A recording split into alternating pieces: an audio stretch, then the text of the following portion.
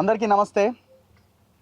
Just 6 గంటలకి మేము Shaligouraram police station నుంచి బయటికి రావడం జరిగింది.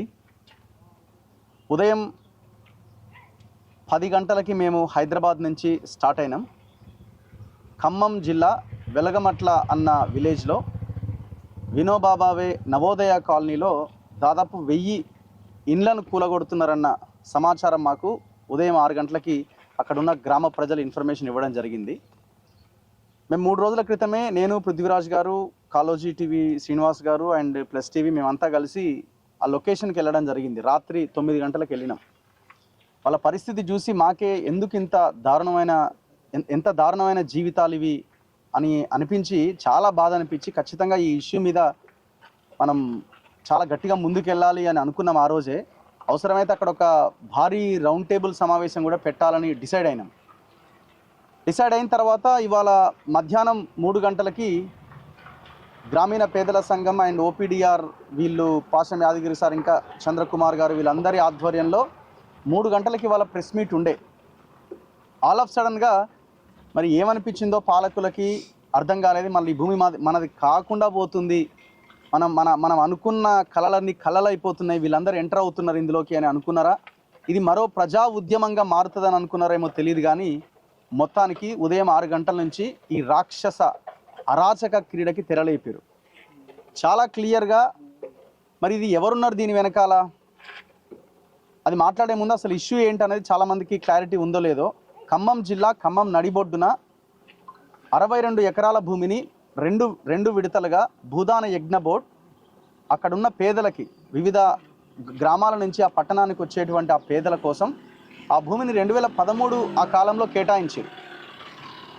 కేటాయించిన తర్వాత వీళ్ళు రెవెన్యూ వాళ్ళు దాన్ని అడ్డుకునే ప్రయత్నం చేశారు. వీళ్ళకి పట్టాలు ఇవ్వకుండా ఇబ్బంది పెడుతూ వచ్చారు. ఈ పోరాటంలో భాగంగా దాదాపు ఒక 5-6 హైకోర్టు ఆర్డర్స్ ఉన్నాయి. వాళ్ళకి నీళ్ళు ఇవ్వాలి, వాళ్ళకి నల్ల కరెంట్ కనెక్షన్ ఇవ్వాలి, ఎవరన్నా వాటిని డెమాలిష్ చేయడానికి వస్తే వీళ్ళ ఇల్లు డెమాలిష్ చేయొద్దు. రీసెంట్గా నాట్ టు ఇంటర్ఫియర్ ఆర్డర్ కూడా ఉన్నది. అయితే ఈ 62 ఎకరాలు 2 విడతలుగా ఇచ్చిన భూమిలో 32 ఎకరాల్లో పేద ప్రజలు నివసిస్తున్నారు. గుడిసెలు వేసుకొని, షెడ్లు వేసుకొని, రకరకాలుగా. కొంతమంది అయితే రీసెంట్గా ఇల్లు కూడా కట్టుకున్నారు. ఇంకొక 32 ఎకరాల భూమి ఖాళీగా ఉంది. ఆ భూమిలోకి నాట్ టు ఇంటర్ఫియర్ ఆర్డర్ ఇచ్చింది. ఈ 32 ఎకరాల్లో ఇల్లు కట్టుకున్న వాటికి నాట్ టు డెమాలిషన్ ఆర్డర్ ఉంది, అందులో కూడా ఎంటర్ కావద్దని చెప్పింది. ఇంత క్లియర్గా హైకోర్టు ఆర్డర్స్ ఉన్న తర్వాత కూడా ఎంటర్ అయ్యారు. సో అయితే వాళ్ళ గొడవ ఏంటి అంటే, మాకు ఈ 32 ఎకరాలు వదిలేయండి, మేము ఇక్కడ రియల్ ఎస్టేట్ వ్యాపారం చేస్తాం. ఎవరు? తుమ్మల నాగేశ్వరరావు కొడుకు, అల్లుడు, దాదాపు 8 మంది ఖమ్మ సామాజిక వర్గానికి చెందిన వాళ్ళు. వీళ్ళంతా తుమ్మల ఆధ్వర్యంలో గతంలో బీఆర్ఎస్లో ఉన్నారు, ఇప్పుడు కాంగ్రెస్లోకి వచ్చారు. అధికారులు తోడయ్యారు. అక్కడ ఉన్న కలెక్టర్ కూడా ఈ రియల్ ఎస్టేట్ మాఫియాకు తోడైనట్టుగానే కనబడుతున్నది వాళ్ళ ఇన్సిడెంట్ చూస్తుంటే. సో వీళ్ళందరూ కలిసి ఆ 32 ఎకరాలు మాకు ఇచ్చేయండి, మిగతా 32 ఎకరాలు మీకు ఏం కాకుండా మేము చూస్తాం, మీకు ఇల్లు మీరు కట్టుకోండి, మీకు అన్ని సదుపాయాలు కల్పిస్తాం. వీళ్ళేమో అసలు భూమి మొత్తం 1895 మందికి భూదాన యజ్ఞ బోర్డు ఇచ్చిన భూమి, ఇది పేదల భూమి, మీకు ఎట్లు ఇస్తామని అక్కడున్న పేదలు తిరగబడడం స్టార్ట్ చేశారు. మనం వీడియో చేసి వచ్చిన తర్వాత ఈ మూమెంట్ ఎక్కడికో వెళ్తుందని గ్రహించిన ఈ రాజ్యం, ఈ పాలకులు, తుమ్మల నాగేశ్వరరావు, ఈ ఖమ్మ సామాజిక వర్గం ఇన్ఫ్లుయెన్స్ ఖమ్మం జిల్లాలో చాలా ఎక్కువ. నాకు తెలిసి చంద్రబాబు నాయుడు ఆధ్వర్యంలో రేవంత్ రెడ్డి ఆదేశాలతో ఈ మొత్తం వ్యవహారం చాలా దిగ్విజయంగా పూర్తి చేశామని వాళ్ళు అనుకుంటున్నారు. మరి పొంగులేటి శ్రీనివాసరెడ్డికి సంబంధం లేదని మీకు డౌట్ రావచ్చు. పొంగులేటి శ్రీనివాసరెడ్డి రెవెన్యూ మంత్రి. ఇవాళ ఉదయము పాషం యాదగిరి గారు, ఇంకా చాలామంది ఈ ఓపీడీఆర్ సంఘము అండ్ గ్రామీణ పేదల సంఘం, ఇంకా కొంతమంది మేధావులు, వీళ్ళంతా ఇవాళ ఉదయం ఇమీడియట్గా పొంగులేటి శ్రీనివాసరెడ్డి ఇంటికి పోయారు. ఏం జరుగుతున్నది, ఇండ్లు ఎందుకు కూలుస్తున్నారని. పొంగులేటి శ్రీనివాసరెడ్డి నాకేం సంబంధం లేదు, నాకే తెలియదు, రెవెన్యూ మంత్రిని. ఇది ఓపెన్గా పొంగులేటి శ్రీనివాసరెడ్డి చెప్పిన మాట. ఇంతకంటే ఎవిడెన్స్ ఏం కావాలండి? రెవెన్యూ మినిస్టర్కి తెలవకుండా ఖమ్మం నడిబొడ్డున ఖమ్మం మొత్తాన్ని నేనే రూల్ చేస్తున్నానని చెప్పుకునే మంత్రికి తెలవకుండా అక్కడ కూల్చివేతలు జరుగుతున్నాయట. ఈ మధ్యకాలంలో పొంగులేటికి తుమ్మలకు మధ్య గొడవ అయిందట, ఏదో భూమి విషయంలోనో మరి ఏం విషయంలో అయిందో. సో మరి నీ అవసరం నాకేముంది, నీకు నేనేం చెప్పాలని తుమ్మల ఆ కార్యక్రమానికి తెరదీసిండా? లేదు పొంగులేటి కూడా దీని వెనకాల ఉన్నాడా? మరి పొంగులేటి ఏం చేసినట్టు ఇమీడియట్గా కలెక్టర్కి ఫోన్ చేసిండట. కలెక్టర్కి లౌడ్ స్పీకర్ పెట్టి కలెక్టర్కి ఫోన్ చేస్తే మీకు 6 నెలల కింద చెప్పినా కదా సార్ ఇది తుమ్మల నియోజకవర్గం అని అంటున్నాడు మంత్రిని. 6 నెలల కింద చెప్పేది ఏందా, నువ్వు ఇవాళ డిమాలిష్ చేస్తుంటే నిన్న చెప్పాలి కదా నాకు తెలియదు సార్. ఎంతవరకు వచ్చింది? ఆల్రెడీ 70% కంప్లీట్ అయింది. అప్పుడే స్టార్ట్ చేసి అప్పుడే 70% కంప్లీట్ అయింది అన్నారు. అంటే కలెక్టర్ కూడా ఎంత క్లియర్గా ఆయన ఆలోచన కనిపిస్తున్నది. అక్కడ ఉన్న రియల్ ఎస్టేట్ మాఫియాతో, తుమ్మల నాగేశ్వరరావుతో, ఆ దుర్మార్గులతో, ఆ రౌడీలతో, ఈ లుచ్చాగాలతో కలెక్టర్ కూడా చేతులు కలిపింది. అర్థమవుతుంది కదా క్లియర్గా. ఇప్పుడు ఒక్కడు కూడా ఎందుకు ప్రెస్ మీట్ పెట్టలే? ఇంత యుద్ధం జరుగుతున్నది. ఖమ్మం జిల్లాకు చెందిన ఒక్క మంత్రి, పైసల మంత్రి బట్టి విక్రమార్క ఎందుకు ప్రెస్ మీట్ పెట్టలే?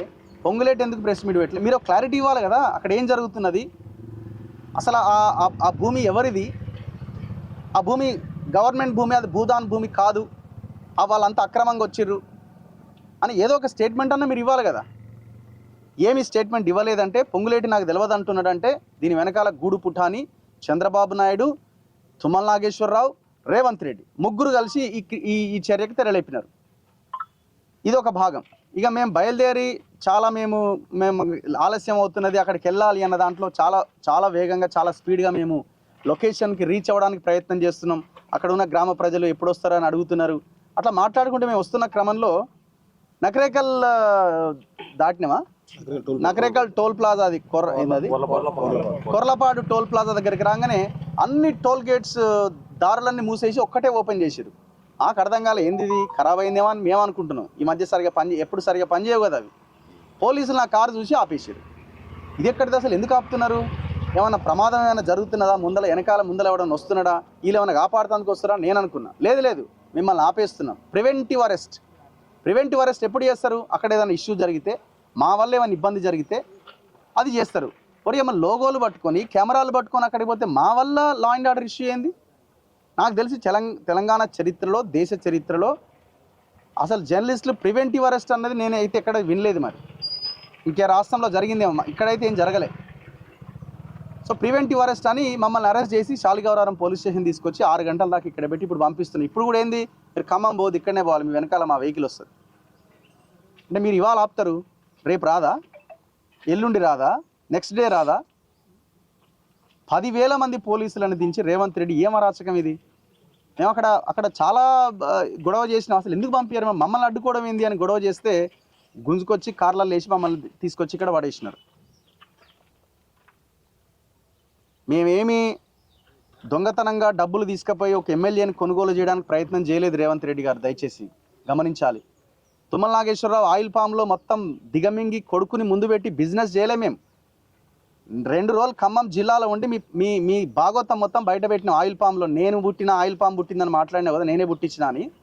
నువ్వు ఆయిల్ పామ్ని పుట్టించిన దాని వెనకాల ఎంత పెద్ద స్కామ్ చేసినావో, కుంభకోణం చేసినావో మేము బయటికి తీసినాం. ఇంకా చాలా ఉంది నీ కథలు. అంటే ఇప్పుడు ఆడ మొత్తం మెయిన్ స్ట్రీమ్ మీడియా వాళ్ళు అంతా కవర్ చేస్తున్నారు. వాళ్ళ అధికారులు ఏం చెప్తే గదే ప్రజెంట్ చేస్తున్నారు. మేనేజ్మెంట్లు ఒకవేళ ఎక్కువ మాట్లాడినా జర్నలిస్టు కడుపు మండి ఆవేదనతో, ఎందుకంటే సొంత జిల్లా కాబట్టి ఏమన్నా పేదల పక్షాన మాట్లాడే ప్రయత్నం చేసినా అక్కడ కట్ చేస్తారు. కాబట్టి యాజమాన్యం ఏం చెప్తే, పోలీసులు ఏం చెప్తే అది మాట్లాడాల్సిందే. మరి వాళ్లకు లేని ఇబ్బంది అన్ని పార్టీలని అండ్ అందరినీ, అక్కడ ఉన్న వాళ్ళందరినీ రూల్ చేస్తున్నది ఒకే ఒక్క సామాజిక వర్గం. ఆ సామాజిక వర్గానికి తెలంగాణకి సంబంధమే లేదు. ఎంత ఘోరం అసలు ఇది, ఎంత అన్యాయం ఇది. మేము ఎట్టి పరిస్థితుల్లో వదిలిపెట్టేది లేదు. ఈ పోరాటాన్ని మరింత బలంగా ముందుకు తీసుకెళ్తాం. ఇవాళ అడ్డుకున్నారు, రేపా ఎల్లుండా ఇంకా వారం రోజులక ఆ లొకేషన్కి వెళ్తాం. ఆ పేదల వాయిస్ని వినిపిస్తాం. రేవంత్ రెడ్డి ఇకనైనా మానుకో. గతంలో చేసిన ఆయన పని నువ్వు ఇప్పుడు అదే చేస్తున్నావు. నువ్వు ఏం చేసినా సరే, ఏదేం చేసినా నడుస్తుందని నువ్వు అనుకుంటున్నావు. ప్రజలు ప్రతిదీ నోట్ చేసుకుంటున్నారు. ఇకనైనా మారు, దయచేసి మార్పు అని నువ్వు అధికారంలోకి వచ్చినావు. ఇప్పుడు ఏం చేస్తున్నావు అర్థం చేసుకో.